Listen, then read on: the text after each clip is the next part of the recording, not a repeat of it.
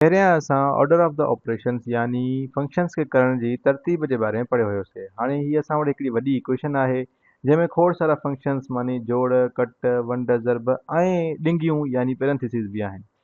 त असांखे ख़बर आहे त सभ खां पहिरियां असांखे पेरेंथीसिस करणा हूंदा आहिनि। पेरेंथीसिस माना ॾिंगियूं छॾाइणियूं हूंदियूं आहिनि ऐं उनखां पोइ एक्सपोनेंट्स यानी पावर या कुवतनुमा छॾाइणा हूंदा आहिनि, पर हिन इक्वेशन में को बि पावर न आहे।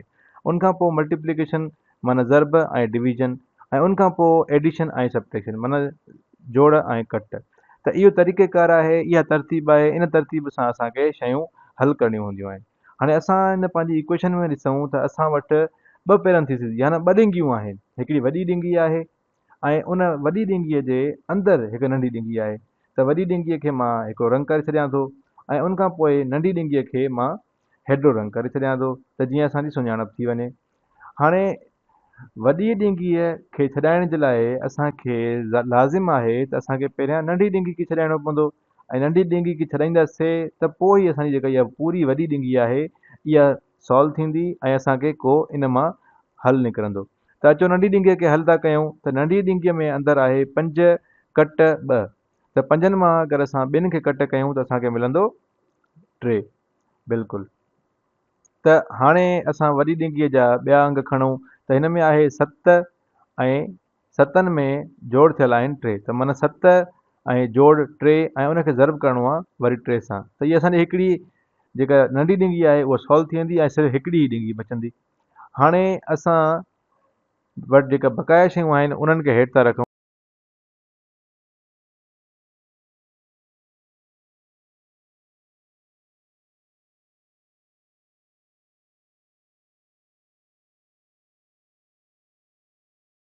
असां इन्हनि खे हथ सां हेठि था लिखूं। त असां वटि वंड में आहे 4 ऐं उनखां पोइ ज़रब में आहे 2 ऐं हिन पासे ॾांहुं असां वटि 7 ऐं 2 ज़रब में आहे ऐं उहे जोड़ में आहिनि इन ॾिंगीअ सां।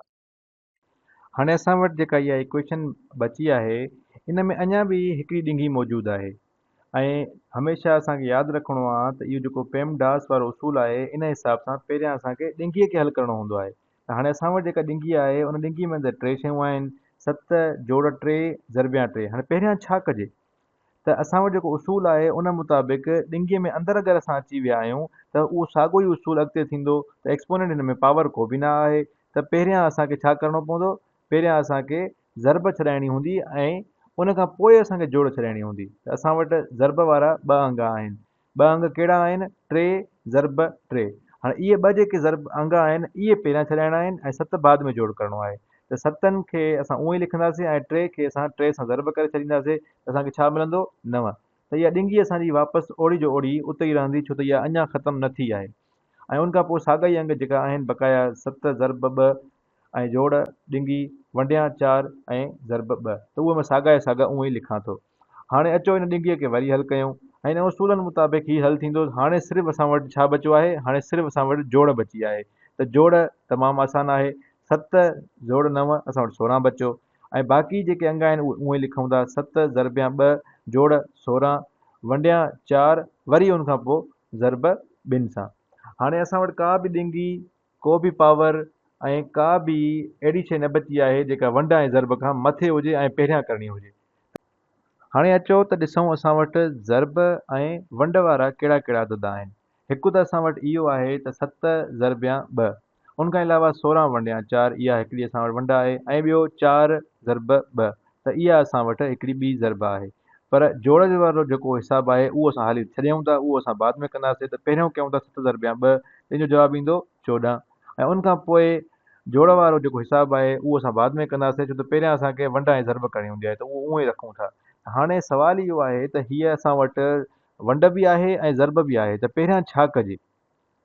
त इन सूरत हाल में असांखे खॿे पासे खां सॼे पासे खां ॾे हलणु घुरिबो आहे।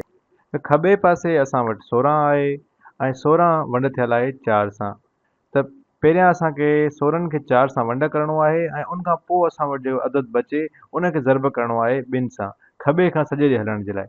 16 खे अगरि असां 4 सां वंड कयूं त असां वटि जवाबु थो अचे 4 ऐं उनखां पोइ जेको 2 ज़रब में आहे असां उहो जो उहो ई था लिखूं। हाणे असां वटि 14 जोड़ 4 ज़रब 2 इहे अंग बचा आहिनि। त असांखे यादि रखिणो आहे त असांखे पहिरियां ज़रब करणी आहे उनखां पोइ जोड़ करणी आहे। त 4 ज़रबिया 2 असांजो जवाबु ईंदो 8 ऐं 14 असां ओड़ो जो ओड़ो ई रखी छॾींदासीं ऐं जोड़ जी निशानी रखी छॾींदासीं। हाणे असां वटि को बि वंड कट न आहे, सिर्फ़ु जोड़ बची आहे त असां जोड़ कंदासीं। त 14 में असां 8 जोड़ कंदासीं त असां वटि छा जवाबु ईंदो? असांजो जवाबु ईंदो 22 ऐं असांजो हिसाबु हल थी वेंदो।